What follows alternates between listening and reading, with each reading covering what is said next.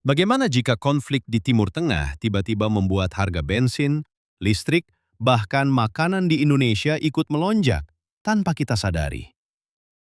Atau lebih mengejutkan lagi, dalam 1 bulan saja, harga minyak dunia melonjak dari sekitar 72 dolar Amerika Serikat menjadi 118 dolar Amerika Serikat per barel, kenaikan terbesar dalam sejarah modern. Pertanyaannya, apa dampaknya langsung ke kantong kita? Laporan terbaru World Bank melalui Commodity Markets Outlook April 2026 yang bisa diakses langsung melalui website World Bank menunjukkan bahwa dunia saat ini sedang mengalami syok komoditas terbesar dalam beberapa dekade terakhir. Akar masalahnya jelas.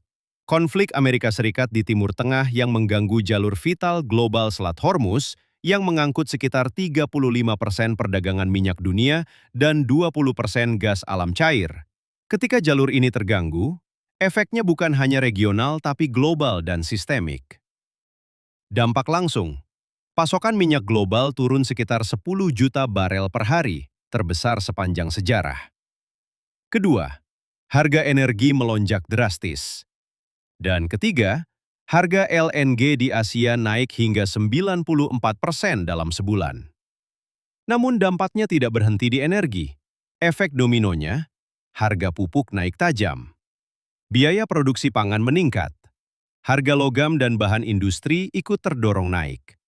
Secara keseluruhan, harga komoditas global diproyeksikan naik 16% di 2026. Dan ini penting, dampaknya ke ekonomi global. Pertumbuhan negara berkembang turun.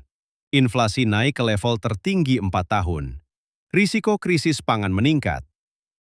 Bahkan dalam skenario ekstrim, 45 juta orang tambahan bisa jatuh ke dalam krisis pangan global. Namun, di tengah krisis global ini, ada satu hal yang jarang dibahas publik. Peluang strategis bagi pelaku bisnis dan investor. Mari kita bedah. Nah, strategi hedging dan cost control berbasis energi. Dalam kondisi volatilitas tinggi, bisnis yang bergantung pada energi wajib, pertama, mengunci harga, forward contract atau hedging. Kedua, diversifikasi sumber energi. Kenapa penting? Karena harga energi diproyeksikan naik 24% di 2026. Artinya, margin bisnis tanpa proteksi bisa tergerus drastis. Tapi bukan hanya soal bertahan, ada peluang ekspansi yang justru muncul dari krisis ini. Nah, berikutnya, pivot ke komoditas strategis, fertilizer dan metals. Krisis ini menciptakan super cycle mini di sektor tertentu. Pupuk, naik hingga 31% berikutnya. Logam, naik hingga 17% dan mencapai rekor baru. Insight, bisnis agrikultur harus fokus efisiensi pupuk. Untuk investor, coba masuk ke sektor mining, EV supply chain, renewable.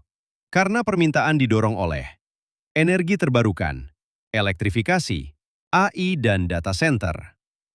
Namun ada satu strategi yang paling underrated dan sering diabaikan oleh pelaku usaha kecil. Yah, benar, local supply chain dan substitusi impor.